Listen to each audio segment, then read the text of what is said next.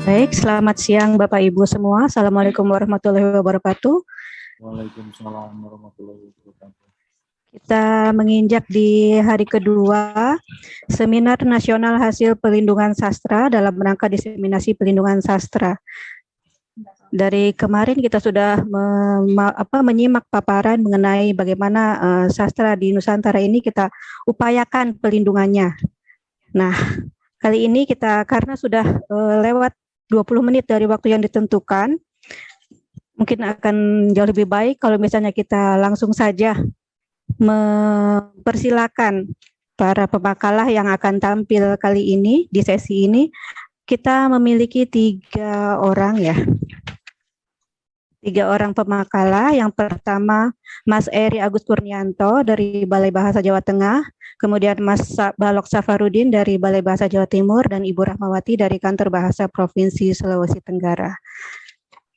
Ya, mudah-mudahan kita tidak terpental ya Mas Eri ya, kemarin dan tadi pagi. Ya ampun, suaranya betul-betul timbul tenggelam. Ya, Mas Balok juga sudah muncul, Bu Rahma belum memunculkan videonya, belum memunculkan kamera, kita menunggu. Oke, baik Bapak Ibu, kita akan mempersilakan Mas Eri Agus Kurnianto untuk memaparkan makalahnya yang berjudul Kearifan Lokal dalam Parian Lengger Wonosaban. Apakah saya betul pengucapannya? Lengger Wonosaban. Ya, Lengger Wonosaban. Lengger Wonosaban. Ya, silakan Mas Eri. 15 menit waktunya ya. Kang Balok senyum-senyum mesti interpretasinya terhadap lenggeran. Yang mengerti silakan. Ya, silakan Mas Eri. Ya, terima kasih Mbak Eksa. Ya, memang saya akan membahas masalah kearifan lokal, tetapi nanti di dalam kearifan lokal itu akan ada nilai-nilai karakter manusia yang terrepresentasi di dalam Lengger Wonosaboan. Nah, mengapa saya tertarik dua kali saya menulis tentang Lengger Wonosaboan ini? Karena tradisi lisan ini hebat dan luar biasa karena bisa bertahan hingga sampai sekarang, padahal tradisi ini muncul di masa peradaban Hindu. Nah, di tahun 1938, sebuah buku yang berjudul Javanse Volkvertoningen itu menyebutkan bahwa Lengger Wonosaboan itu adalah kesenian barangan. Nah, dimaksud dengan kesenian barangan di sini ada semacam kalau sekarang ini apa ya, barang itu ngamen. Jadi dulu dari satu tempat ke tempat lain, dari satu tempat ke tempat lain ditampilkan Lengger Wonosaboan ini. Nah, alat musiknya saat itu sangat sederhana, yaitu alat-alat musik yang terbuat dari bambu. Salah satunya adalah gundengan, terus kemudian ada angklung, ada calung, segala macam. Nah, sekarang mulai bergeser, dia menggunakan alat-alat gamelan seperti gamelan selendro dan gamelan pelok yang terbuat dari bibih pat besi dan cor kuningan. Nah, sebelum Islam masuk ya di masa Hindu, syair-syair Lenggeran Wonosaboan ini syarat dengan unsur-unsur erotik ya, eksotis yang tertuang di dalam syair-syair tersebut.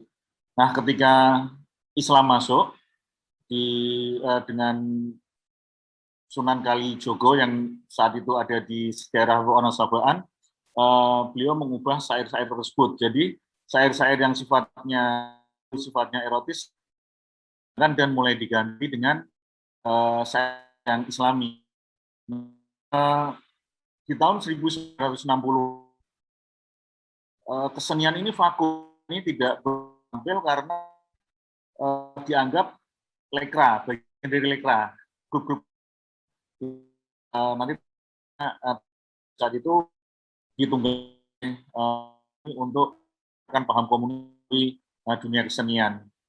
Nah, kemudian di tahun 1970-an kesenian ini mulai muncul. Nah, yang uniknya dulu tuh penarinya laki-laki, kemudian dirias perempuan. Kemudian tahun 1970 mulai diubah, penarinya menggunakan penari perempuan. Ini merupakan strategi agar masyarakat tertarik kembali dengan kesenian Lenggeran Wanasabaan ini. Bahkan sekarang penari-penari Lengger Wanasabaan ini ada prosesi wisuda. Jadi kalau sudah melewati prosesi wisuda itu sah menjadi penari Lengger. Nah, kalau Mas Balok nanti tertarik, kita bisa ke sana lihat wisuda Lengger, Mas Balok. Itu luar biasa. Ada beberapa prosesi. Untuk lebih menariknya lagi, saya akan membagikan tayangan saya, Mbak Eksa ya. Halo Mas Eri, apakah masih bersama? Mas Eri masih di ruang Zoom? Oh, oke, baiklah. Kalau begitu, bagaimana Mas Eri, apakah mau ditunggu atau mau lanjut ke Mas Balok dulu? Mas Balok saja dulu mungkin ya. Mas Balok siapkah? Halo Mas Balok. Oke, siap. Oke, kalau begitu Bapak Ibu mohon maaf karena Mas Eri ada kendala dengan jaringan, tidak bisa terhubung lagi dengan Zoom. Kita akan menuju ke pemakalah kedua, yaitu Pak Balok Safarudin. Kami persilakan Pak Balok untuk menyampaikan makalahnya yang berjudul Lakon Walangwati, Walang Sumirang pada pertunjukan Wayang Topeng Malangan, Analisis Struktur dan Makna. Silakan Mas. Mbak Eksa. Assalamualaikum warahmatullahi wabarakatuh. Salam Rahayu. Ini untuk tampilannya dari panitia atau saya? Saya coba saya ya. Sudah mengirim Salindia ya? Sudah. Gimana caranya ini? Nah.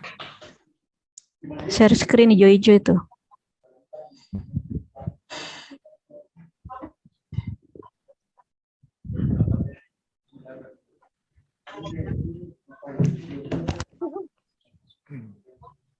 Sudah ya? Belum. Belum. Gimana caranya? Langsung? Dibuka dulu dia. Sudah. Caranya?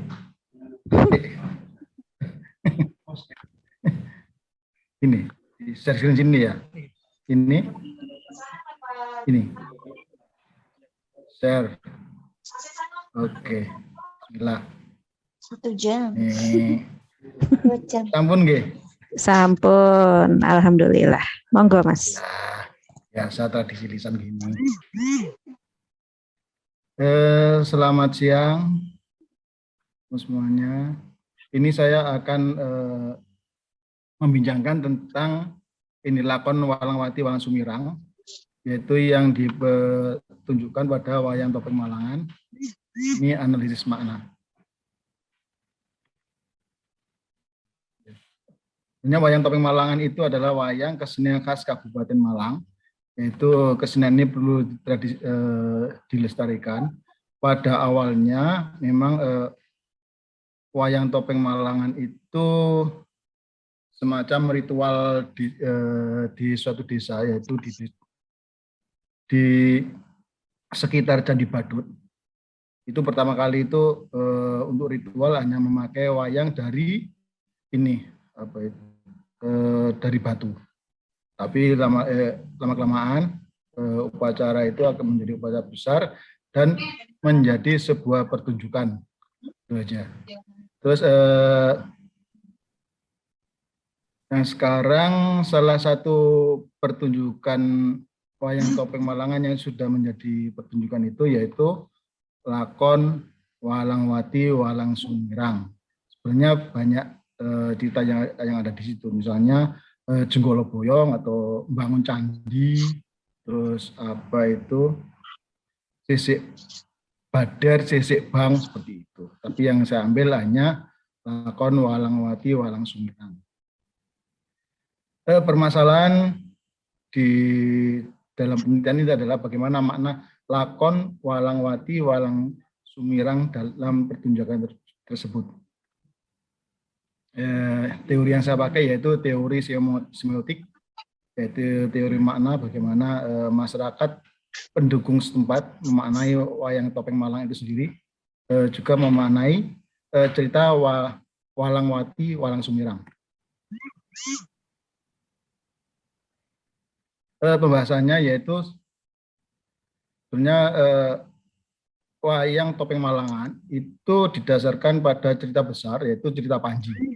Itu cerita utamanya, tokoh utamanya yaitu Panji Asmorobangun dengan Dewi Sekartaji. Ini Panji Asmorobangun itu dari Kerajaan Jenggala, Pangeran Jenggala, ya, berkisah atau bercinta dengan Dewi Sekartaji, yaitu dari Kerajaan Dahakdiri. Cerita besar percintaan dua orang.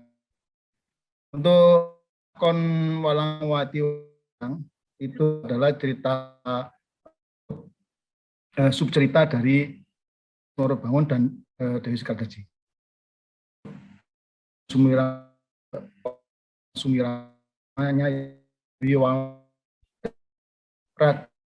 Walang, nah, di mana Bangun berada. Ini seperti sinopsisnya. Kok lama ya? Nah,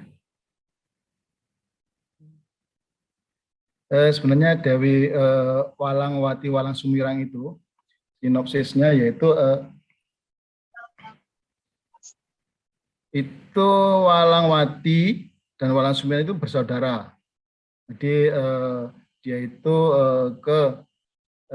bermain-main ke tengah hutan. Lama-kelamaan di situ ada raksasa yang ingin mencintai Walangwati. Oleh karena itu, karena melihat raksasa itu melihat Walangwati dan Walang Sumirang berada di dalam hutan situ dalam perjalanan entah kemana, itu raksasa itu merasuki raga dari Walang Sumirang agar dia bisa bercinta dengan Walangwati. Nah, dengan masuknya raksasa itu ke dalam raga Walang Sumirang, maka Walangwati dan Walang Sumirang secara real itu bercinta. Dan ini percintaan tersebut diketahui oleh Begawan, itu orang suci. Karena percintaan tersebut, maka Walangwati dikutuk menjadi, yaitu Walang Sumirang menjadi kebu,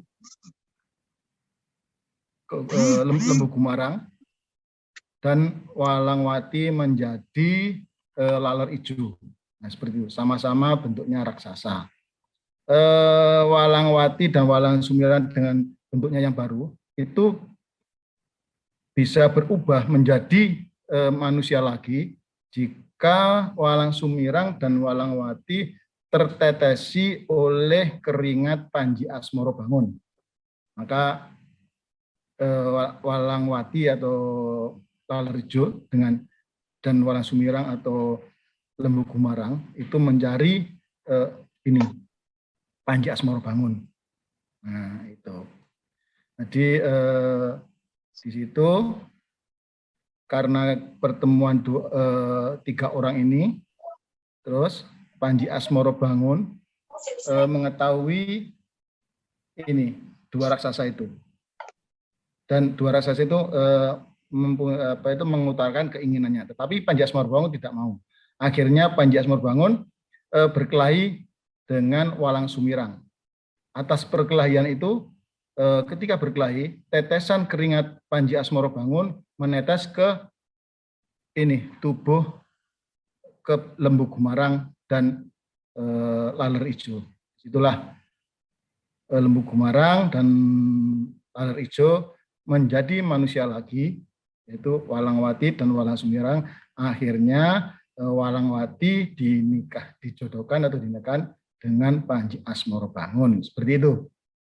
Itu sinopsisnya. Langsung ke makna. Bahasan makna lakon Walangwati Walang Sumirang, yaitu yang pertama yaitu makna hiburan. Nah, sebenarnya wayang topeng itu memang sebenarnya untuk ritus upacara awalnya. Yang karena perkembangan ini banyak revitalisasi oleh kerajaan-kerajaan, yaitu kerajaan Gajayana, terus kerajaan Majapahit, maka di situ wayang topeng Malangan ini menjadi hiburan. Nah, yang terlihat sangat hiburannya yaitu terlihat pada hiburan ada di ceritanya, musiknya, terus nyanyian, tarian, dan tokoh-tokoh yang disenangi oleh penontonnya. Tetapi yang terlihat secara langsung, yaitu yang tampak yaitu penonton senang dengan terhibur dengan tokoh Potrojoyo. Potrojoyo. Kalau dialeknya Mas Eri ini bukan Potrojoyo, tapi Patrajaya. Nah, kalau orang Sunda Patrajaya gitu. Patrajaya merupakan tokoh yang dapat berkomunikasi langsung dengan penonton. Itu topengnya hanya sampai ke sini aja, hidung ke atas. Jadi sini dia bisa berkomunikasi dengan penonton. Nah, ini terlihat salah satu penonton menari dengan tokoh Potrojoyo. Nah, ini. Kalau yang ini temannya Potrojoyo ini Raden Gunung Sari. Terus makna pendidikan. Di sini makna pendidikan itu wayang topeng Malang mengandung pesan-pesan mulia yang dapat menuntun mereka ke jalan kehidupan yang lebih baik. Ini misalnya Panji Asmorobango menyirahkan nilai-nilai kepahlawanannya seperti yang tadi menolong secara tidak langsung Laler Ijo dan Lembu Gumarang kembali lagi menjadi manusia biasa, yaitu Walangwati dan Walang Sumirang. Di situ nilai-nilainya. Juga terlihat ketika anak-anak memainkan lakon Walangwati Walang Sumirang, anak-anak belajar kerjasama dalam suatu pertunjukan. Nah, ini gambarnya anak-anak kecil itu belajar koreografi, kerjasama, belajar seni, semuanya di situ muncul. Jadi kerjasama muncul di dalam dirinya. Kerjasama juga ini akan membahas suatu kesuksesan di dalam suatu pementasan itu sendiri. Jadi anak-anak mengetahui bahwa kerjasama ini akan menghasilkan sesuatu yang lebih baik, yaitu suatu lakon yang yang sudah dikemas, kesuksesan suatu pertunjukan. Gitu. Selanjutnya, lama. Nah, makna kreativitas. Jadi di dalam makna lakon kreativitas yaitu perubahan pola pertunjukan Walang Sumirang dan Walangwati. Kalau dulu itu untuk pertunjukannya itu dimulai dari jam 4, jam 3 atau asar dan diakhiri pertunjukan sampai subuh atau menjelang munculnya matahari seperti itu. Jadi durasi, alurnya di situ cukup panjang. Tetapi untuk kekinian, untuk kreativitas karena anak-anak juga agar cerita ini nyampe kepada masyarakat itu agak dikurangi, yaitu diperpendek. Dan ini mempengaruhi penataan koreografi dalam pertunjukan. Biasanya kalau gerbek sabrangnya itu 7 orang, di sini menjadi 5 atau 3 orang saja. Makna yang ketiga yaitu pelestarian. Jadi pelestarian tidak hanya tersebatas pada pelatihan tari topeng. Jadi Panji Asmorobangun membuat acara pertunjukan wayang topeng khusus untuk anak-anak, yaitu pada waktu acara Senen Legian. Jadi Senen Legi itu penanggalan Jawa. Jadi Minggu malam Senin. Jadi untuk malam Senin hari ini dewasa, selanjutnya anak-anak, selanjutnya ini lagi dewasa lagi seperti itu. Itu per bulan. Per bulan 1 kali. Terus makna identitas. Dengan mengikuti latihan tari, menonton atau menjadi tokoh dalam situ, anak-anak anak-anak maupun orang dewasa menambah keinginannya, terus menambah identitas mereka bahwa kita mempunyai suatu kesenian, yaitu kesenian wayang topeng Malangan.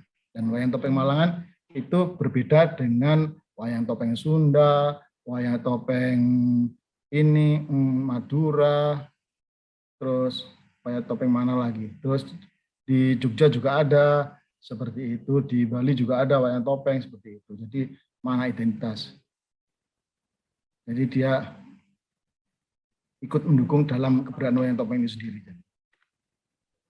Sekian, terima kasih. Matur nuwun, Mas Heri. Sudah mandi kembang ya. Terima kasih Mas Balok, demikianlah Bapak Ibu.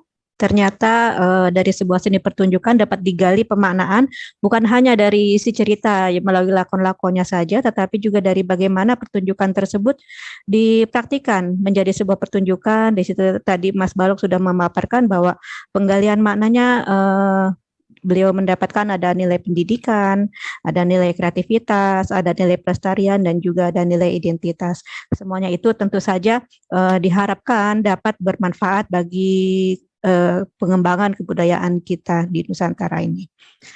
Untuk selanjutnya, mungkin sebelum kita sampai pada sesi diskusi, saya akan mempersilahkan dulu Ibu Rahma atau Mas Eri dulu. Ibu Rahma dulu ya, Mas Eri.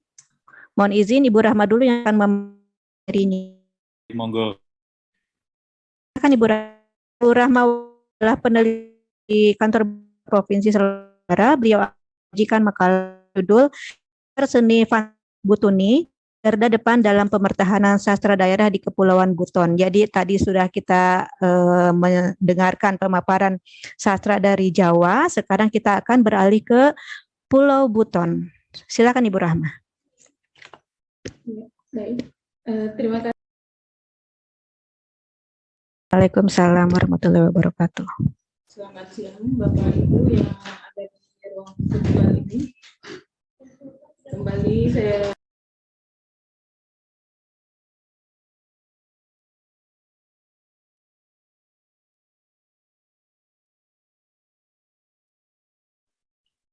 Mbak Rahma, suaranya kok nggak ada ya? Bu Rahma, suaranya belum masuk. Suaranya belum masuk ya? Masih mute kah? Sudah terdengar suaranya Ibu Rahma? Belum. ya, halo. Kecil. Kecil banget suaranya Mbak Rahma. Memang lembut beliau, Pak. Mohon maaf. Sedang diperbaiki dulu mikrofonnya. Ya, baik, jadi saya ulangi. Terima kasih atas kesempatan yang diberikan kepada saya mewakili teman-teman di Kantor Bahasa Sulawesi Tenggara untuk menyajikan poin-poin kajian tematik kami yang berjudul Sanggar Seni Fantastik Butuni, Garda Depan Pemertahanan Sastra Daerah di Kepulauan Buton. Jadi keberadaan sanggar seni di sebuah daerah sangat penting sebab menjadi wadah bagi masyarakat yang berminat dengan seni untuk dijadikan sebagai tempat berkumpul, berlatih, dan berdiskusi maupun bersilaturahmi dengan para pelaku-pelaku atau orang-orang yang mempunyai minat yang sama. Sanggar Seni Fantastik Butuni, salah satu sanggar yang ada di Kota Bau-Bau, Provinsi Sulawesi Tenggara, merupakan sebuah sanggar yang tidak hanya fokus pada satu seni saja, ya tidak hanya menggarap satu bidang seni, tapi ada beberapa bidang seni yang digarap, seni teater atau drama, seni musik, seni tari, puisi, pantomim, dan lain-lain. Sanggar ini berada di Jalan Beto Ambari yang merupakan kediaman penggagasnya, yaitu Amiruddin Ena. Jadi di Beto Ambari ini dijadikan sebagai tempat latihan bagi para anggota sanggar yang sampai saat ini nih, terdaftar sebanyak 780 orang. Namun jumlah itu untuk sekarang ini tidak semuanya aktif. Seiring dengan kesibukan dan kondisi yang dialami oleh masing-masing peserta anggota, ada yang sudah sibuk dengan urusan rumah tangga, karir, dan sebagainya. Sanggar Fantastik berdiri sejak tahun 2008, tepatnya 10 Januari 2008. Salah satu tujuan yang pendirian sanggar ini yang tertera dalam ADART-nya yaitu menggali potensi seni sastra dan kebudayaan daerah, kemudian mengapresiasikannya dalam berbagai bentuk karya seni. Kemudian menjadi partner pemerintah dalam melestarikan dan mengembangkan serta memperkenalkan seni sastra dan budaya leluhur ke tingkat nasional maupun tingkat internasional. Tujuan dari Sanggar Seni Fantastik ini diwujudkan dalam berbagai kegiatan. Jadi ini foto-foto mereka atau anggota-anggota sanggar ini, ada yang sedang latihan, ada yang sedang melakukan pementasan drama, kemudian ada yang ikut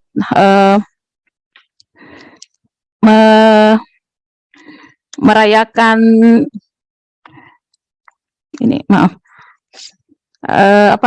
turut dalam perayaan ulang tahun di Kabupaten Buton Selatan. Kemudian ada pula yang ikut dalam kegiatan pesta adat di kota di suatu daerah di Kepulauan Buton.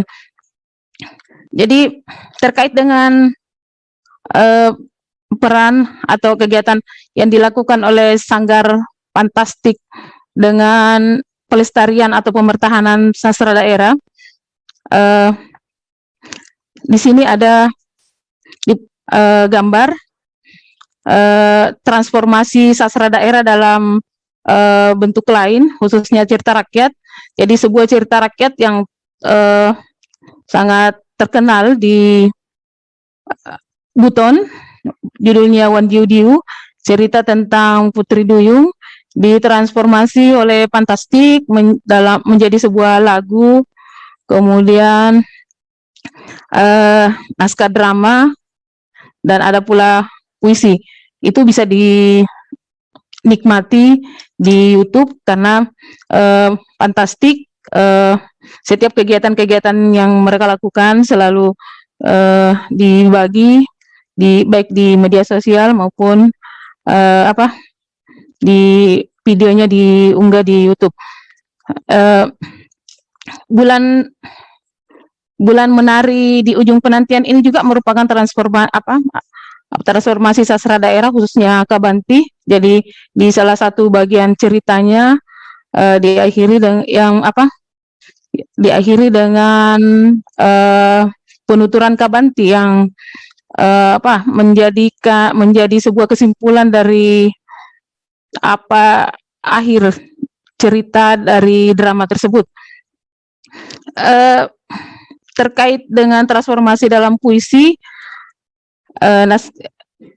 kita lihat ada judul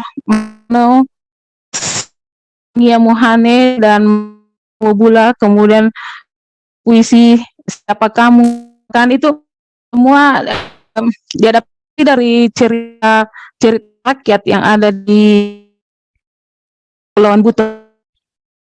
Kemudian nama lain yang di cerita rakyat seperti Tegasu Malei, kemudian Wan Diu Diu, Landoke Doke, dan sebagainya. Transformasi sastra daerah atau cerita rakyat ke dalam bentuk karya sastra ini sangat penting untuk menunjukkan eksistensi atau keberadaan sastra daerah yang ada di Buton. Kemudian lebih memperkenalkan lagi sastra daerah tersebut ataupun menarik minat masyarakat untuk mengetahui seperti apa sastra daerah yang ada dalam cerita atau dalam puisi tersebut. Naskah-naskah drama hasil transformasi atau puisi ini di Buton selalu sering dipentaskan di berbagai daerah ataupun menjadi materi pembacaan puisi di sekolah-sekolah. Kegiatan lain yang dilakukan oleh Fantastik sekaitan dengan pelestarian sastra daerah adalah mengajarkan dan mementaskan sastra daerah. Jadi di gambar ini ada Jarwin Iso dari Fantastik Kadatua sedang menuturkan Kabanti pada perayaan hari ulang tahun Kabupaten Busel pada tahun 2017. Kemudian beliau juga menjadi pengajar di sebuah SMA Negeri 1 Kadatua, mengajarkan bagaimana menuturkan Kabanti dan Tambi. Kabanti itu merupakan salah satu sastra lisan yang ada di Buton, berupa nyanyian rakyat yang berisi ungkapan perasaan atau nasihat-nasihat yang memiliki nilai-nilai yang sangat penting untuk pembangunan karakter ataupun memahami nilai-nilai yang dihikmati oleh masyarakat dahulu. Kegiatan lainnya adalah memperkenalkan permainan tradisional kepada anak-anak sekolah. Jadi Sanggar Fantastik bekerja sama dengan Sanggar Lohonduru di tahun 2020 menggelar permainan tersebut 8 permainan tradisional, mengingat saat ini anak-anak kita sudah semakin semakin jauh dari permainan tradisional yang sudah digantikan dengan permainan yang ada di gadget dan sebagainya. Selanjutnya di tayangan ini terlihat kegiatan anggota dari Sanggar Fantastik itu menjadi pengajar Kabanti bagi siswa-siswa SMA. Kegiatan ini merupakan kegiatan yang dilaksanakan oleh Kantor Bahasa Provinsi Sulawesi Tenggara. Kemudian selama ini Sanggar Fantastik sudah menjadi sanggar kepercayaan Dinas Pendidikan dan Kebudayaan Kabupaten Kota Bau-Bau dalam upaya melatih siswa-siswa yang akan mewakili Kota Bau-Bau dalam berbagai lomba. Jadi hasil wawancara kami dengan pihak Dinas Pendidikan dan Kebudayaan Kota Bau-Bau pada waktu yang lalu, mereka sangat senang bermitra dengan Sanggar Fantastik, misalnya melatih siswa yang akan ikut dalam FLS 2N, kemudian membantu melatih seni di sekolah, karena hasil yang mereka peroleh selama ini tidak mengecewakan.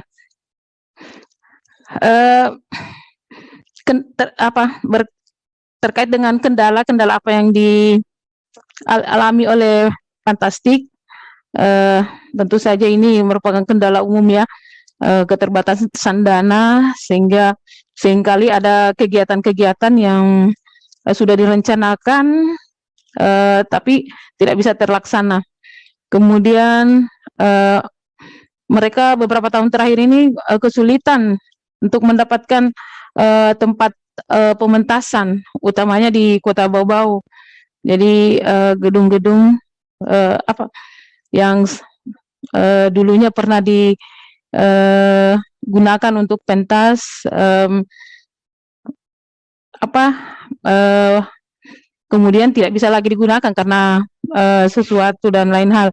Eh, Kemudian Fantastik mengalami penurunan penerimaan anggota juga karena eh, ada gejolak-gejolak di masyarakat. Mengatasi ini, Fantastik lebih menggenjot latihan kegiatan di cabang fantastik yang ada di daerah. Karena iya, saya tambahkan bahwa Fantastik ini tidak hanya ada di Bau-Bau, tapi sudah ada di beberapa daerah yang ada di seluruh Kepulauan Buton. Misalnya Fantastik cabang Kadatua di Buton Selatan, kemudian Fantastik cabang Kabaena di Bombana, Fantastik di Lasalimu dan lain-lain. Terkait dengan kendala atau penurunan penerimaan anggota, tentu terkait juga dengan 2 tahun terakhir ini kondisi COVID ya, jadi Fantastik tidak mengadakan kegiatan, tapi beliau mereka fokus mencetak pelatih-pelatih, kemudian membantu sekolah dan desa untuk membangun iklim berkesenian. Sebagai penutup, saya sampaikan bahwa keberadaan Sanggar Seni Fantastik Buton ini sangat potensial dalam menopang pembertahanan sastra daerah di Kepulauan Buton. Jadi selama ini Fantastik menyelenggarakan latihan, menuturkan sastra daerah, kemudian mengadaptasi cerita rakyat dalam berbagai bentuk karya sastra untuk menjaga eksistensi cerita rakyat, sekaligus menjadi hiburan bagi masyarakat. Pengurus Fantastik mulai dari pimpinan, pelatih, dan anggota-anggotanya, termasuk orang-orang yang memiliki keinginan dan kepedulian tinggi terkait dengan pelestarian seni, sastra, dan budaya. Jadi, namun sekalipun demikian, Fantastik tentu membutuhkan dukungan dari berbagai pihak agar bisa tetap eksis berkesenian, terutama yang berkaitan dengan pelestarian sastra daerah.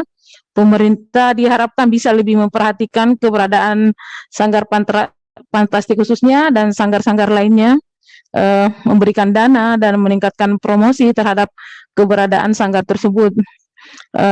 Kemudian bisa juga ditampilkan dalam berbagai acara-acara besar di daerah supaya masyarakat dapat melihat secara langsung aktivitas atau keberadaan mereka. Demikian yang bisa saya bagi dalam kesempatan ini. Terima kasih. Assalamualaikum warahmatullahi wabarakatuh. Waalaikumsalam warahmatullahi wabarakatuh. Demikianlah pemaparan Ibu Rahmat telah diselesaikan dengan baik. Jadi beliau mengulas bagaimana Sanggar Seni Fantastik Buton ini yang berada di Kota Bau-Bau. Kota Bau-Bau itu ada di Pulau Buton ya Bapak Ibu. Itu bagaimana sanggar ini berkiprah dalam pelestarian juga sastra daerah. Selain juga mereka itu bergerak juga di bidang sastra modern. Sekira kita sudah tiba di 15.05 waktu Indonesia Tengah, tetapi kita masih memiliki satu orang pemakalah yang belum mempresentasikan makalahnya, yaitu Mas Eri yang tadi keluar dengan tiba-tiba. Kami mengundang kembali Mas Eri. Monggo Mas Eri dilanjut yang tadi, boleh ya? Ya, siap Mbak Eksa. Tidak perlu Ya, saya ulang, silakan ya. Mas Eri. Mohon maaf tadi langsung hilang. Ini salah satu contoh parian Kundang Keli. Monggo Mas Radit mungkin bisa ditampilkan parian Kundang Kelinya. Bismillah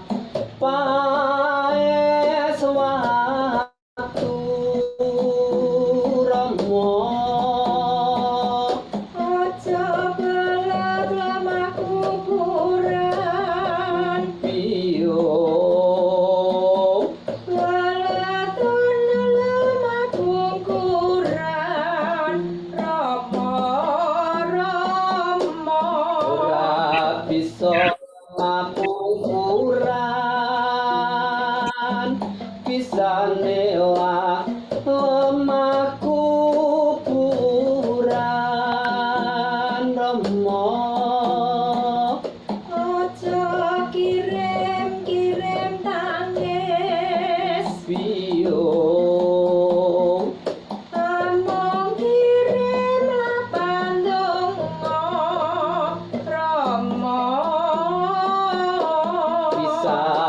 kira kirim tangis kirim wae wapan donga Rama Ono tangis rayong-rayong biung tangis wong mati Rama gedhong ana kuncen ana wong mati masa wurunga Rama sandangane sarwa putih iyong yen wis budal bisa mulih Rama Rama gendong ana kuncen ana wong mati masa wurunga.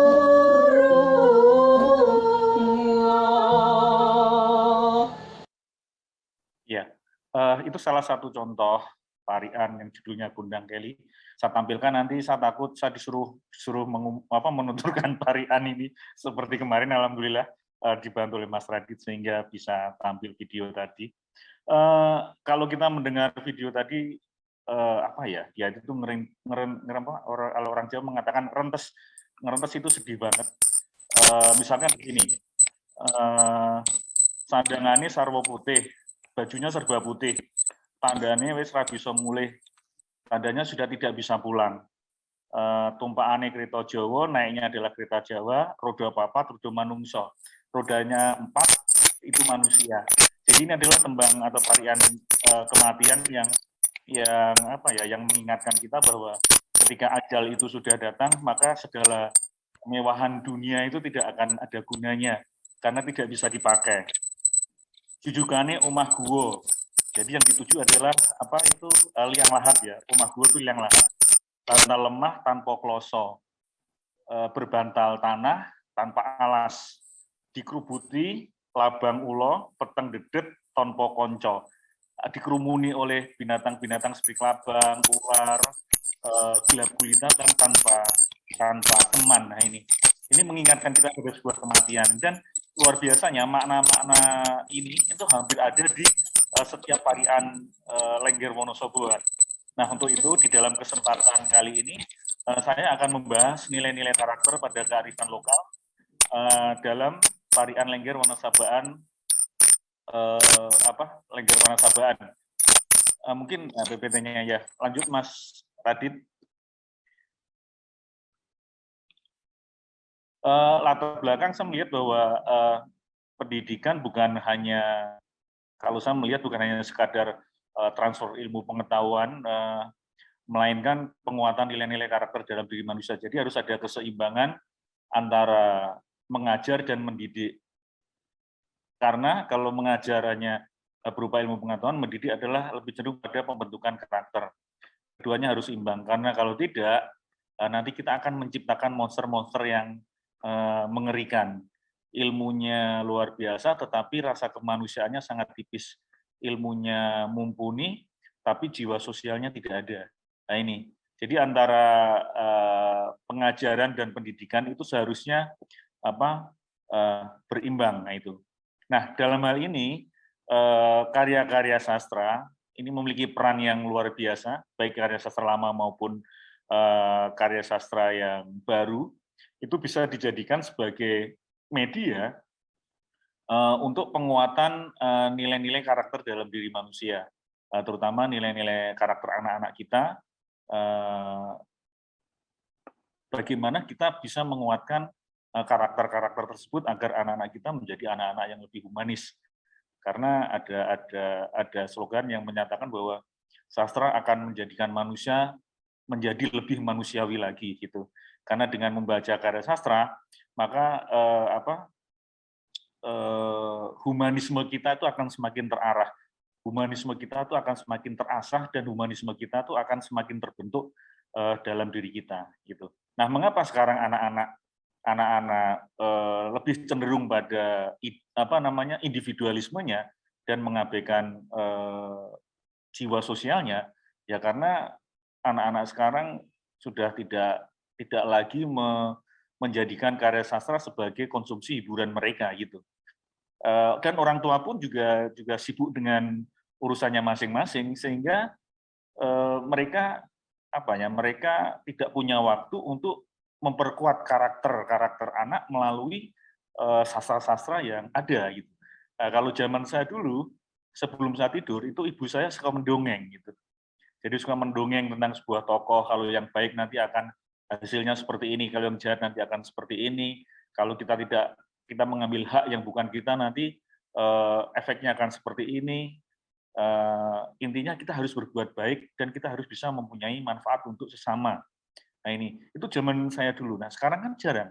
Orang tua kita yang sekarang menjadi orang tua, apakah kita melakukan aktivitas seperti itu? Jawabnya, saya yakin dari 100 orang pasti 90 orang mengatakan tidak. Gitu. Nah, maka jangan heran ketika di era-era sekarang, kalau saya melihat ada semacam degradasi moral, ada semacam penurunan etika dalam diri anak-anak kita, dan jiwa sosialnya juga sangat tipis. Mereka lebih mementingkan kepentingan individu daripada kepentingan masyarakat atau orang-orang yang ada di sekitarnya. Nah, itu menjadi hal yang sangat mengkhawatirkan gitu. Melihat hal-hal semacam ini, dan nanti bagaimana karakter bangsa kita ke depannya. Nah, di sini peran sastra memiliki peran yang sangat signifikan di dalam penguatan nilai-nilai karakter yang ada di dalam diri anak. Seperti dalam Parian, diksi yang dipilih dalam ungkapan-ungkapan tradisional yang muncul itu diinterpretasikan sebagai, kalau saya melihat ya, sebagai simbolisasi dari tujuan hidup yang berupa nafsu manusia, perwatakan manusia, karakter manusia, dan visualisasi dari aturan-aturan yang menjadi pengendali nafsu manusia. Seperti tadi dikatakan bahwa ojo blebet sinjang mori biung. Jadi orang mati itu jangan dibungkus dengan kain mori gitu. Blebetono sidomukti biung, tapi bungkuslah dengan kain jarik sidomukti yang saat itu harganya memang luar biasa dan menjadi barang mewah untuk masyarakat. Ora bisa sidomukti, bisonela sinjang mori. Jadi orang mati itu tidak bisa, jenazah itu tidak bisa dibungkus dengan kain sutra, tidak bisa dibungkus dengan jarit-jarit tulis yang mereknya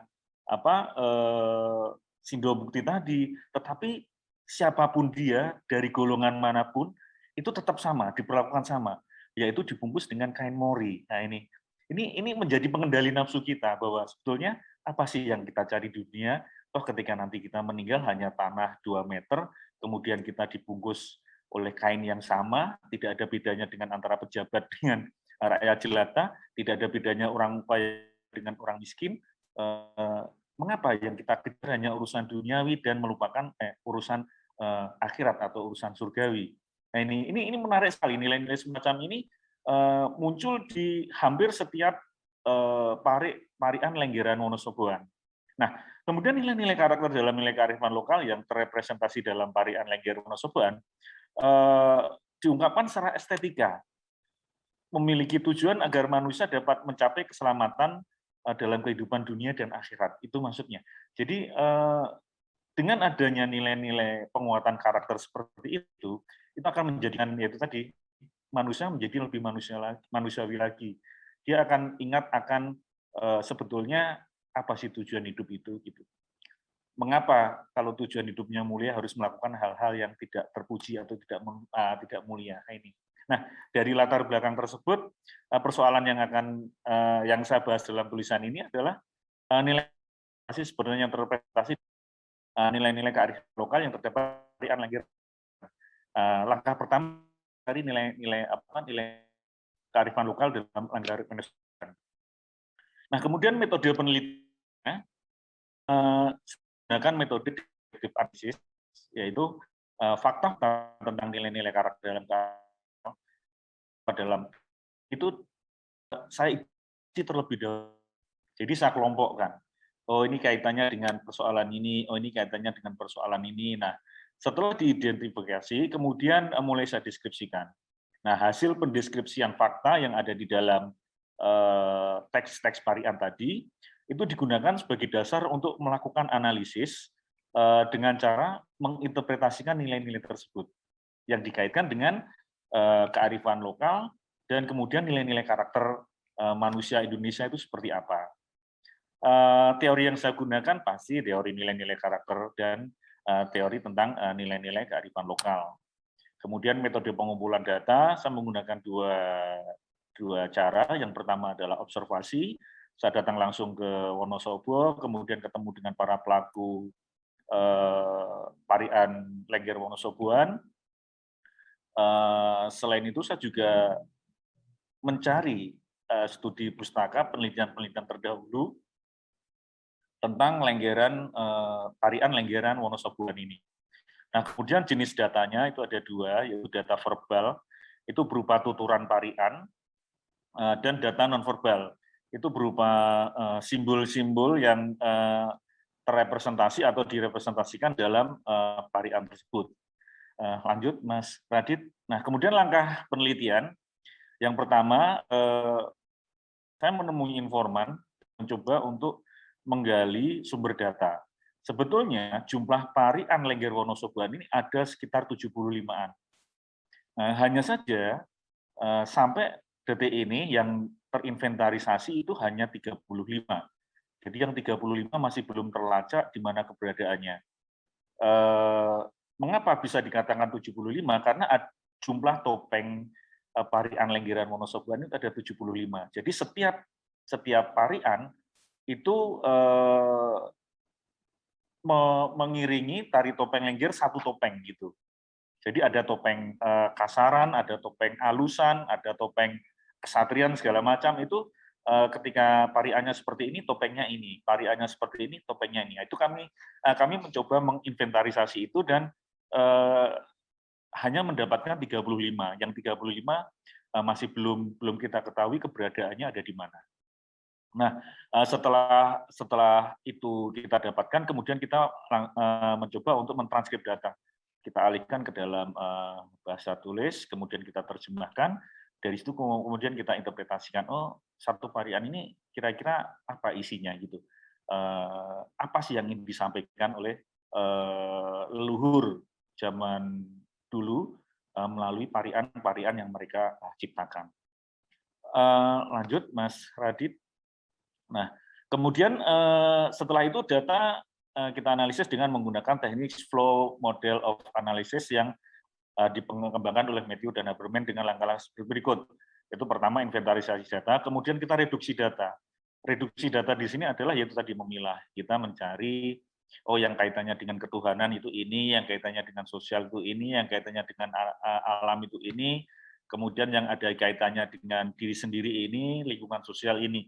Jadi kita pilah-pilah berdasarkan apa yang ingin kita dapatkan itu dari data itu. Kemudian setelah kita pilah, kita mencoba untuk menganalisis kira-kira nilai-nilai karakter apa saja yang terrepresentasi dalam nilai-nilai kearifan lokal yang ada di dalam parian Lengger Wonosoboan ini. Nah, setelah itu kita dapatkan, baru kita tarik kesimpulan. Nah, hasil next, Mas Radit, lanjut. Kemudian lanjut, nah ini nilai kearifan lokal dalam parian, saya bisa mengidentifikasikan, kebetulan yang baru saya analisis dari 35 yang sudah saya dapatkan, itu baru 25 yang saya analisis. 25 parian saya analisis, kemudian saya pilah-pilah, saya bagi-bagi, sehingga ada 4 komponen penting yang tidak bisa terlepas dari parian-parian yang ada. Yang pertama adalah nilai-nilai kearifan lokal yang ada hubungannya dengan ketuhanan atau Tuhan, yaitu merepresentasikan suatu nilai keimanan terhadap Tuhan Yang Maha Esa, sehingga selamat di kehidupan dunia dan akhirat. Ini luar biasa. Kita dilarang untuk merumpi, kita dilarang untuk menebar fitnah, kalau kita mau masuk surga jangan ikuti keinginan setan, itu semuanya terrepresentasi di dalam, semuanya ada dan terrepresentasi di dalam parian-parian Lengger Wonosoboan. Nah, setelah itu ke Tuhan itu ada alam. Dalam kaitannya dengan alam itu merepresentasikan suatu nilai bahwa harus ada hubungan yang harmonis sehingga akan memunculkan korelasi yang sehat antara alam dengan manusia. Dengan adanya korelasi yang sehat ini, maka akan muncul hubungan yang sifatnya simbiosis mutualisme, jadi saling menguntungkan. Manusia menjaga alam dan alam menyediakan segala macam kebutuhan manusia. Nah, ini menjadi hal yang luar biasa juga di dalam parian Lenggeran Wonosoboan.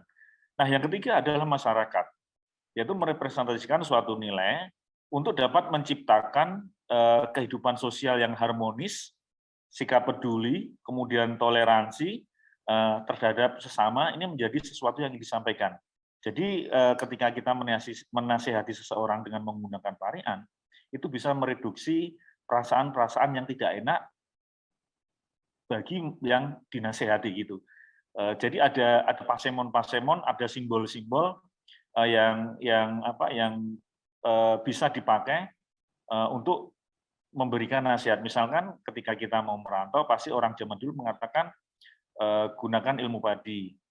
Kalau tidak, di mana langit dijunjung, di situ bumi dipijak. Jadi pasemon-pasemon atau lambang-lambang seperti itu mengingatkan kita bahwa oh ya ternyata harus seperti ini, oh ya ternyata harus seperti itu. Nah, itu yang ketiga.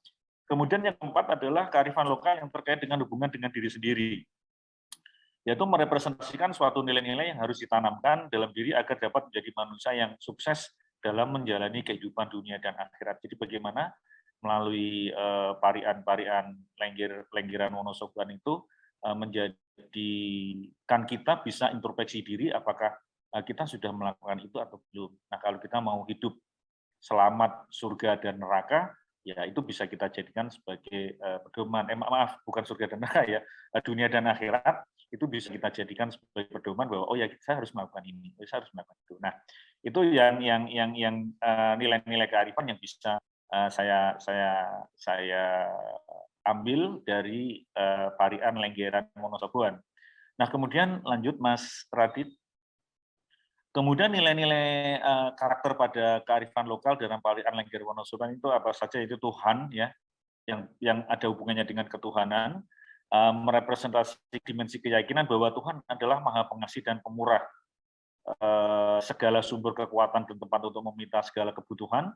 Tuhan adalah causa prima, identik dengan persoalan surga dan neraka. Ini yang bisa saya interpretasi dari parian-parian yang ada, yang terkait dengan hubungannya dengan Tuhan. Dan ini terrepresentasi dari parian Babadono, Poro Sedulur, Siro dan Elengo, Marang Gusti Kang Kuwasa, Satu Hune Pangeran kan paring sandang, Pangeran kan paring mangan. Ini mengingatkan kita bahwa kita harus mempunyai keimanan yang kuat kepada Tuhan Yang Maha Esa, karena Tuhan Yang Maha Esa itulah yang memberikan kita pakaian, memberikan kita rezeki, memenuhi segala kebutuhan kita.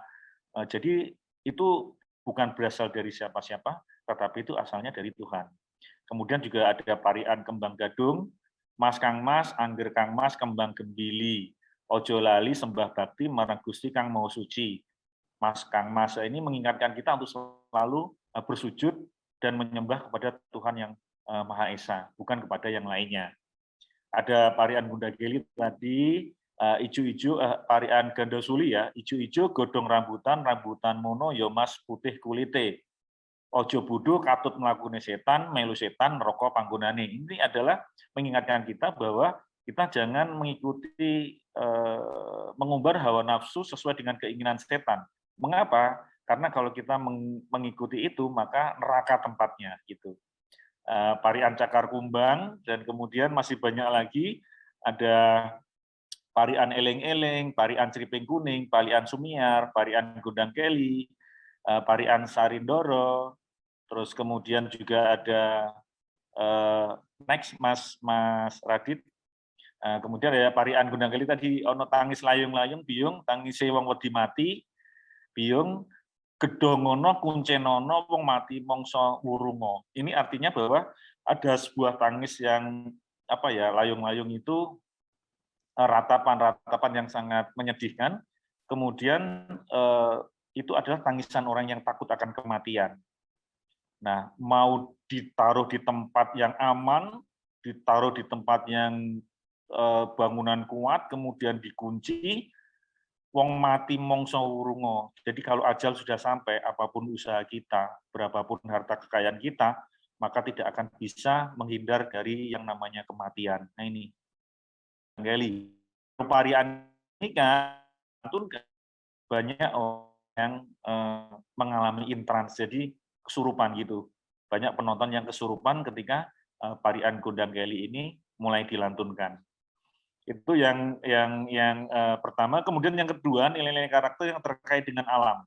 Next, Mas Radit, yang terkait dengan alam, yaitu sikap dan tindakan yang selalu berupaya untuk mencegah kerusakan pada lingkungan alam. Nah, seperti karena alam itu adalah mitra dalam menjalin kehidupan. Simbiosis mutualisme tadi, terus sebagai media yang mendatangkan kemakmuran dan bencana. Sebetulnya alam itu di samping dia akan mendatangkan kemakmuran, kemudian kebahagiaan, kesuksesan, dia juga akan murka ketika manusia dengan seenaknya memperlakukan alam, mengeksploitasi alam, sehingga alam akan murka dan akan mendatangkan musibah atau bencana untuk manusia. Dan ini terpresentasi di dalam Parian Mandung-Mandung, kemudian Parian Gondang Geli tadi juga ada, Parian Siripiti itu juga ada. Next, Mas Adit. Nah, kemudian terkait dengan masyarakat, yaitu merepresentasikan suatu keyakinan bahwa interaksi sosial akan berjalan sehat jika ada sikap toleransi, peduli, saling menghormati, dan gotong royong.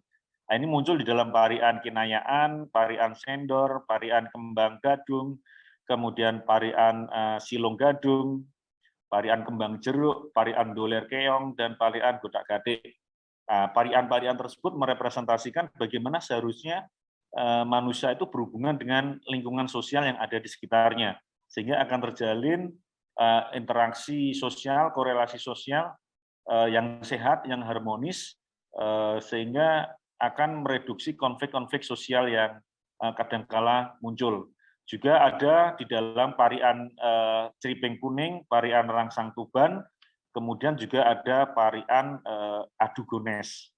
Nah, kemudian yang keempat itu terkait dengan diri sendiri, jadi nilai-nilai karakter apa yang ada di dalam diri sendiri. Yang pertama adalah jujur, ulet, pekerja keras, sabar, peduli, dan waspada. Ini ada di dalam Parian Ijo-Ijo, kemudian Parian Sripiti, Parian Kembang Gadung, kemudian Parian Ketek Ogleng, Parian Kembang Jeruk. Di Parian Kembang Gadung, Mas Kang Mas, Angger Kang Mas, Kembang Kates. Sing temen lan sing jujur, kembang kates wong urip kudu sing beres. Jadi intinya bahwa orang hidup kalau harus kunci utamanya adalah dengan kejujuran, karena dengan kejujuran maka hidup kita akan menjadi baik. Selain itu juga terrepresentasi di dalam Parian Godak Gading, Parian Mandung-Mandung, Parian Jangkrik Genggong, Parian Rangsang Tuban, Parian Sarindoro, Parian Adugones. Penutup, jadi bahwa Parian Topeng Lengger ini memiliki peran yang sangat signifikan untuk memperkuat karakter yang ada di dalam diri manusia dengan melantunkan, mendengar parian-parian yang ada, kita seolah-olah tergugah, kita seolah-olah dituntut untuk introspeksi diri. Apakah kita sudah seperti itu? Sehingga saya bisa mengatakan, ini untuk saya ya, saya bisa mengatakan bahwa sebetulnya karya sastra itu adalah kitab suci kedua setelah kitab suci agama yang kita yakini. Karena di dalam sastra itu akan muncul persoalan-persoalan hidup, akan muncul alternatif subjektif yang ditawarkan oleh pengarang, yang ditampilkan oleh pengarang. Kemudian pembaca, monggo silakan boleh menggunakan alternatif subjektif yang ditawarkan oleh pengarang untuk mereduksi konflik ataupun tidak. Ini terserah. Nah, makanya ada sebuah teori yang mengatakan ketika sastra sudah jatuh di masyarakat maka pengarangnya mati. Dalam artian monggo silakan diinterpretasi, boleh dipakai, boleh tidak, alternatif subjektif yang ditawarkan oleh pengarangnya melalui karya yang dihasilkan. Mungkin itu yang bisa saya sampaikan mengenai Parian Lengger Wonosoboan ini. Matur nuwun, saya kembalikan ke Mbak Iksa. Monggo Mbak Iksa. Matur nuwun Mas Eri. Menarik sekali tadi bagaimana Mas Eri memaparkan kearifan lokal yang ada di dalam Parian Lengger Wonosaban. Wonosaban atau Wonosoboan? Wonosabaan. Itu bisa digali dari aspek verbal dan juga aspek non-verbal yang ada di dalam parian tersebut. Ya, itu sangat luar biasa, Mas Eri. Jadi tentu saja kita setuju ya bahwa karya sastra baik itu terutama yang tradisi itu sangat banyak nilai-nilai yang bisa kita gali dan kita manfaatkan dalam kehidupan kita. Nah, baik Bapak Ibu, kita sudah menyimak pemaparan dari ketiga pemakalah kita yang berjudul Kearifan Lokal dalam Parian Lengger Wonosabaan, lakon Walang Wati Walang Sumirang pada pertunjukan wayang Topeng Malangan, sebuah analisis struktur dan makna, dan juga Sanggar Seni Fantastik Butuni, garda depan dalam pemertahanan sastra daerah di Kabupaten Buton. Sesi kita akan berakhir pada pukul 16.00 waktu Indonesia Tengah atau mundur 1 jam di Indonesia Barat. Jadi kita mungkin akan membuka sesi diskusi untuk 1 sesi saja ya, karena ini sudah kurang dari setengah jam kemudian. Baik Bapak Ibu, silakan apabila ada yang ingin menanggapi, memberikan urun saran ataupun ingin bertanya kepada para pemakalah kita, saya persilakan dengan mengangkat tangan atau raise hand. Monggo Bapak Ibu.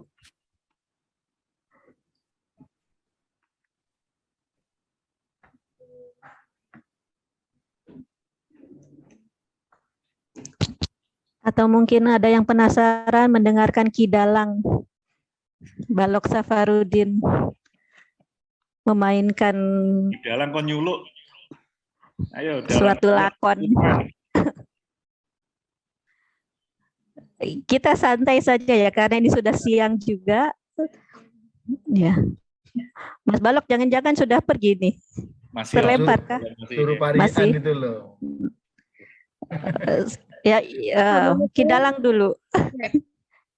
Ya. Mbak Heksa, mohon maaf. Iya, silakan. Mbak Heksa. Mbak Puri ya. Iya, ya. Karena tadi saya telat masuk dan hanya mendengarkan paparan dari Mas Eri, jadi kayaknya pertanyaannya khusus buat Mas Eri. Tadi pas ketika lihat tadi videonya sekilas itu ada gunungan atau background itu memang ciri khasnya begitu ya Mas Eri, atau maksudnya hanya segitu atau memang itu menjadi wajib ada atau bagaimana, karena lucu juga itu, hanya bentuknya tuh unik gitu, kecil tapi ada, dan apakah ada maknanya? Itu aja sih Mas Eri, terima kasih. Langsung ya, saya. Bisa langsung ditanggapi, silakan Mas Eri. Pak Pur, terima kasih. Itu bundengan, itu alat musik khas Wonosobo dan hanya bisa kita jumpai di Wonosobo. Fungsinya itu adalah untuk mengiringi parian Topeng Lengger. Itu alat musik ya Mas ya? Soalnya alat musiknya tidak terlihat tadi di video. Dikiranya background. Iya, saya pikir itu background. Iya. Itu hebatnya Mbak Purwaningrum, alat musik sekecil itu tetapi bisa mewakili seperangkat gamelan. Jadi itu ada gongnya, ada kenongnya, ada selendronya, ada macam-macam seperangkat alat gamelan yang hanya terwakili oleh yang satu namanya alat bundengan tadi. Nah itu dulu digunakan untuk mengiringi parian tari Topeng Lengger. Yang tadi saya sampaikan sebelum ada gamelan-gamelan yang dari besi dan kuningan, masyarakat Wonosobo menggunakan alat musik yang terbuat dari bambu. Salah satunya adalah bundengan tadi.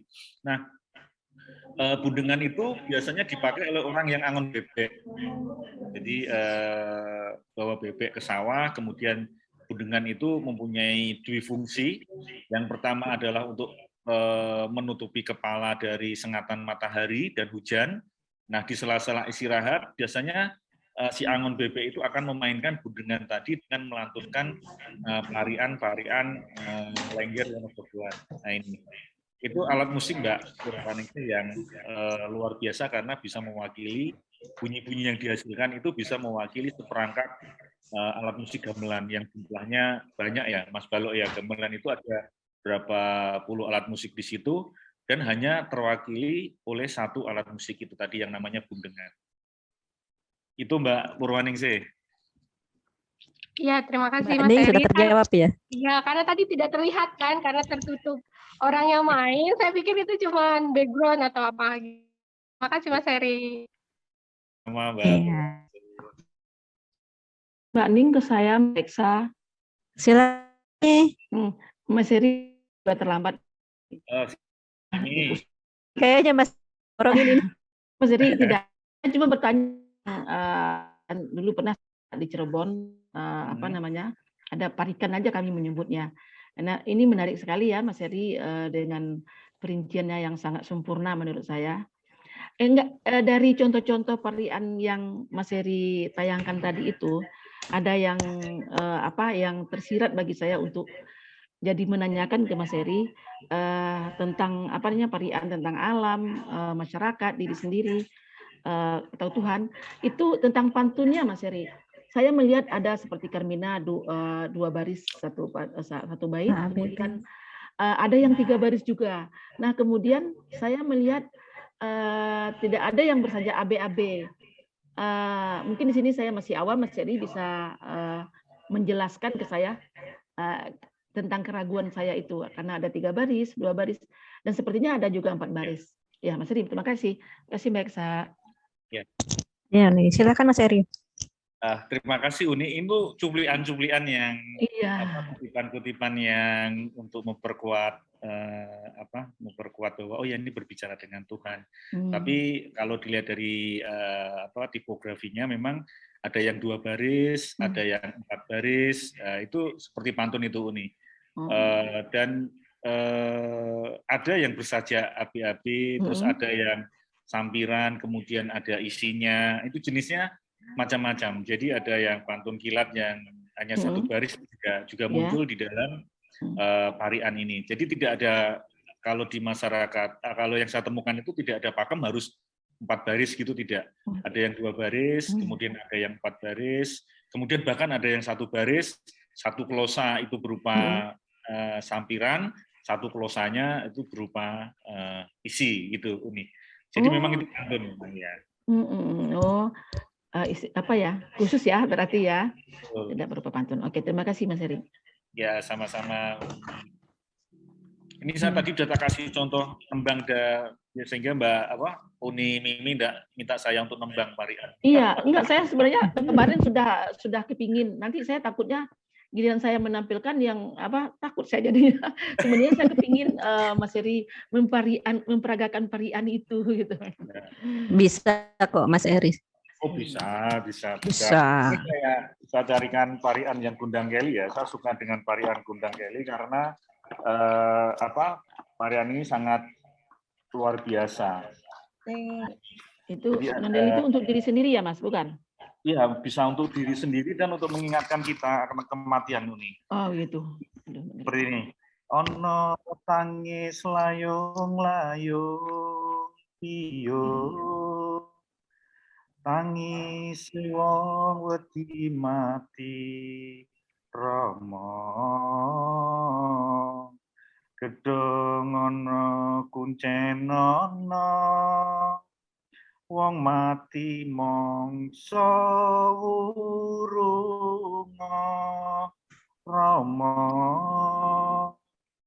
Aja kuyang banyu kali piyo kuyang ana santen kani piyo ora bisa santen kani bisa nelah banyu kali Romo. Nah itu menampilkan satu yang artinya Mas Eri, jangan-jangan itu menusuk kejiwaan kita. Itu artinya ojo guyang banyu kali. Jadi jangan dibandingkan dengan air sungai. Guyang ono santen kani. Mandikan dengan susu, air susu gitu. Santen kan. Terus dijawab, ora bisa santen kani, bisa nelah banyu mati. Jadi jenazah itu tidak bisa dimandikan dengan air susu, bisa dibandingkan dengan air kani. Ini yang tadi air kali ini yang saya katakan bahwa kemewahan-kemewahan yang ada, yang kita dapatkan, yang kita kejar di dunia ini ternyata tidak akan ada manfaatnya ketika kita sudah meninggal gitu. Ketika kita sudah jadi jenazah, yaitu tadi kita tidak bisa dibungkus dengan kain sidomukti, itu adalah kain yang paling mahal di masyarakat Wonosobo seperti kain sutra. Siapapun dia akan dibungkus dengan kain mori. Ini mengingat kematian ya. Tentang kematian bahwa kemewahan itu tidak akan pernah kita bawa pada saat kita ada dikubur gitu, ditanam. Gitu. Bahkan mobil-mobil juga tidak bisa mengantarkan kita. Yang mengantarkan kita adalah kereta yang rodanya manusia, jadi ditandu pakai kalau orang Jawa mengatakan pakai gendoso. Gitu. Itu nih sebuah pakan yang menurut saya luar biasa. Dalam sekali maknanya. Iya, dalam sekali maknanya. Makanya ketika ini dilantunkan, itu banyak orang yang langsung intrans, banyak orang yang kesurupan. Dan saya melihatnya dari 3 pertunjukan yang saya lihat, ketika Gunung Keli ini mulai dimainkan, itu pasti ada 4, 5, bahkan 7 orang yang intran yang mulai kerasukan. Sehingga dia bertingkah macam-macam, ikut joget segala macam. Nanti itu akan hilang sendiri, intrans itu ketika ada yang minta kopi pahit, ada yang minta rokok dengan merek tertentu, kemudian ada yang minta kembang, kemudian ada, pokoknya ketika permintaan itu dipenuhi, selang berapa menit kemudian mereka akan sadar kembali. Ya. Ini Mbak Iksa, Mas Heri, ya, melanjutkan ini kayak menarik sekali. Ini berkaitan dengan itu, pertunjukan ini apakah diadakan ketika malam pengajian ada yang meninggal gitu untuk meyakinkan kepada para tamu yang datang ke rumah 3 hari setelah meninggal, atau bagaimana Mas Heri? Oh enggak, ini pertunjukan ini dilakukan hampir di setiap momen ini. Jadi 17-an dia muncul, bahkan ini adalah sebuah tradisi lisan yang sampai sekarang ini bertahan sangat luar biasa di masyarakat Wonosobo.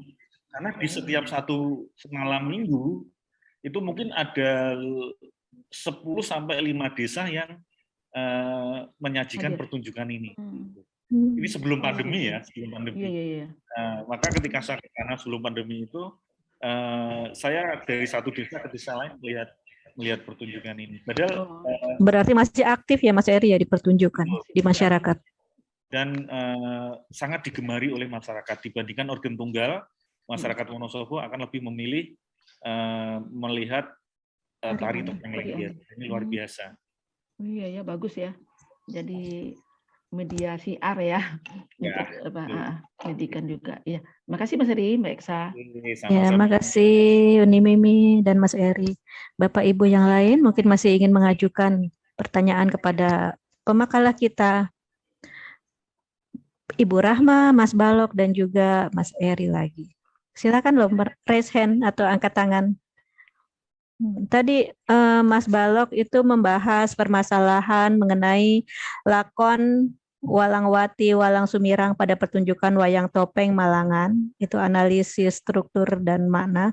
Yang tadi saya catat itu ada Padepokan Seni Asmoro Bangun ya Mas Balok ya. Jadi mungkin di Padepokan inilah pertunjukan ini dilestarikan atau diuri-uri, dihidup-hidupkan di dalam masyarakat.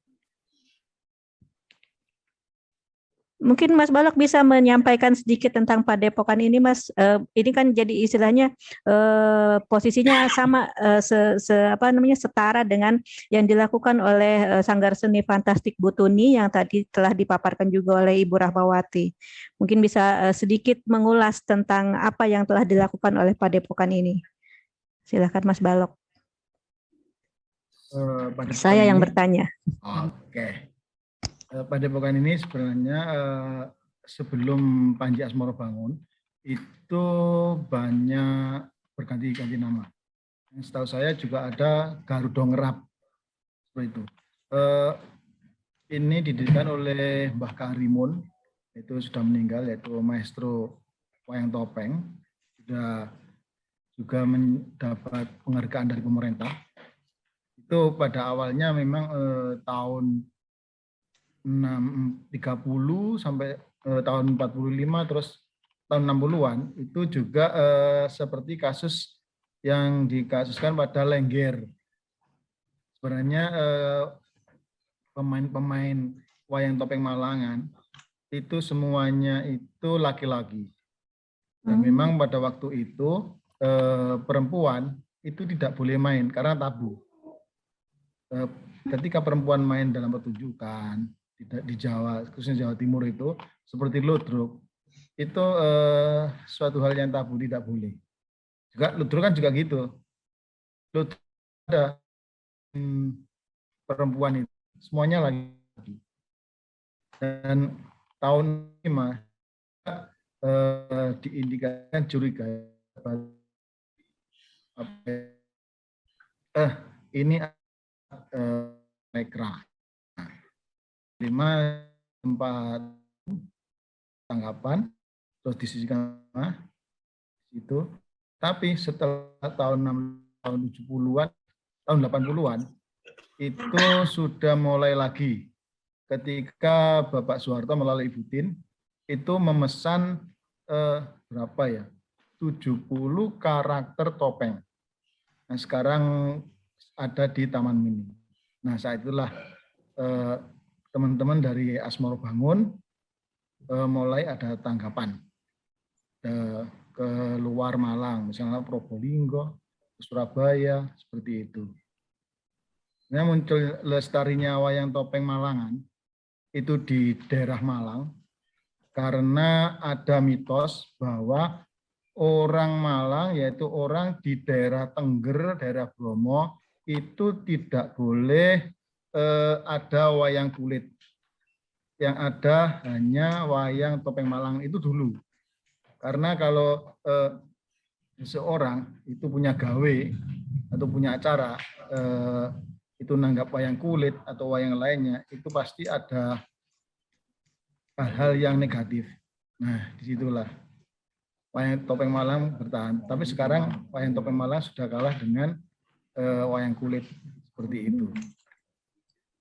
Dan sekarang untuk pengembangannya itu teman-teman ya mulai melestarikan, mulai memperkenalkan ke masyarakat, itu bisa menjual topeng, bisa untuk aksesoris topeng. Seperti ini, katanya yang dibeli oleh Mas Heri itu di belakang itu topeng Panji sama Dewi Sekartaji. Yang Panji itu yang hijau itu. Dewi Kili Suci. Dewi Kili Suci. Bukan, kalau Kili Suci itu bukan ini. Kili Suci setara dengan Kili Suci kok begitu? Bukan, Kili Suci itu setara dengan orang Begawan seperti itu. Begawan Kili Suci, Dewi Kili Suci, Dewi Sekartaji. Ya, Dewi Sekartaji. Beda versi kali. Dewi Sekartaji. Saya tahu itu bukan karakter topeng Kili Suci ya? Hah? Bukan Sekartaji. Kili Suci ya? Bukan. Sekartaji. Padahal ini saya beli di Malang loh. Ini iya. ada tulisannya Dewi Kili Suci. Nah, itulah salah satu ketidaktepatan kita membeli oleh-oleh ke tempat wisata. Seperti itu. Iya memang. Asal beli. Iya. Berarti perlu juga disuluh yang ini, yang menjual ini, memberikan mereknya itu, menempelkan ya bandrolnya apa. Kasus di Jatim Park itu memang pesen topeng. Tetapi waktu memasangnya dia itu salah nama. Gitu loh. Gitu, salah nama. Ini berarti Dewi Sekartaji ya Mas Balok ya? Dewi Sekartaji ya? Dewi Sekartaji. Dewi Sekartaji bisa apa itu? Apalagi? Ya, memang Dewi Sekartaji itu dari Doho. Kalau adiknya itu Ragil Kuning, terus Gunung Sari. Kalau Ragil Kuning memang cewek tapi ininya agak kuning gitu loh. Seperti itu. Kalau putih, ini tahu saya. Itulah banyak kasus di Malang seperti itu, dan itu diprotes teman-teman Malang. Kalau karakter topengnya ini memang ini topeng di luar ini karya teman-teman Tumpang. Kalau teman-teman Tumpang itu dagunya itu peres. Kalau diletakkan bisa sendiri. Kalau di luar ini memang ciri khas dari ini di luar Tumpang. Apa itu Dung Monggo, karena lihat ininya itu loh. Ya janggutnya ya. Iya, Ya. ada janggutnya mirip manusia seperti itu. Mantap penjelasannya Mas Balok Kidalang. Langsung ada contohnya yang salah itu. Besok kalau misalnya aku tak protes, ini kata temanku bukan Kili Suci, ini Sekartaji. Iya, Sekartaji. Ya. Ada yang mengangkat tangan ini? Iya. Ada yang mengangkat tangan, boleh kita persilakan dulu ya. Mbak Linda, silakan. Baik, makasih Mbak Eksa. Saya mau ke Mbak Rahma dulu, Mbak ya. Silakan. Mbak Rahma tadi benar bahwa Sanggar Fantastik Butu Nuni itu kayaknya eksistensinya bagus sekali ya. Mulai dari jumlah peserta yang banyak, kemudian aktivitas kegiatannya juga, sampai pada pertunjukan yang mereka lakukan. Kalau boleh tahu, yang menghidupkan sanggar tersebut ada tidak Mbak donatur khusus atau mereka melakukan usaha sendiri? Ada nih orangnya di situ. Iya, sanggarnya Orangnya jauh. seperti itu. Halo, Ya. sedikit Halo. saja. Suaranya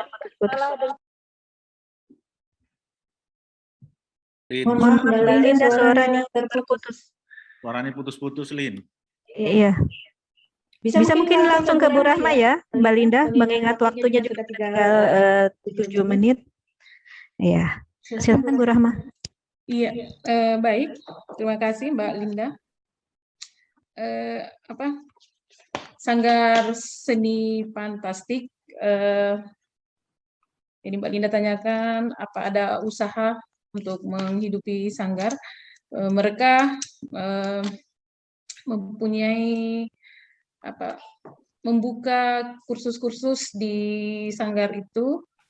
Kemudian ada usaha-usaha industri kreatif yang hasilnya digunakan untuk membiayai kegiatan yang akan dilaksanakan di Fantastik. Jadi di sini ada peran-peran besar dari pendiri Sanggar Fantastik, yaitu Bapak Amir Ena. Beliau termasuk orang yang sangat kreatif, mencari jalan bagaimana agar sanggar yang dibinanya itu bisa tetap bisa berkegiatan. Demikian. Om Amir Enanya ada loh di sini. Om Amir Enanya ada di Zoom. Dia hadir. Ya. Halo Om Amir. Sehat? Mbak Linda, Ya, apakah sudah terjawab? Sudah ya? terjawab Mbak, makasih. Ya, makasih Mbak Linda. Oke, Bapak Ibu, demikian seminar hasil penelitian sastra yang diadakan oleh KKLP Pelindungan Sastra, Bahasa dan Sastra, dan kita ada di Sastra. Semoga apa yang sudah kita lakukan dapat bermanfaat bagi apa yang akan kita lakukan ke depannya dan juga memberikan makna bagi bangsa ini. Ya, sekarang sudah 3:55 di Kendari sini. Apakah masih ada yang ingin bertanya? Bisa kita serahkan kepada moderator di sesi berikutnya? Saya kira sudah cukup ya. Nah, Bapak Ibu, saya akan akhiri sesi diskusi kita kali ini. Terima kasih sudah mengikuti dengan setia. Dan Cukup sekian dari saya. Wabillahi taufiq wal hidayah. Wassalamualaikum warahmatullahi wabarakatuh. Waalaikumsalam. Sesi berikutnya.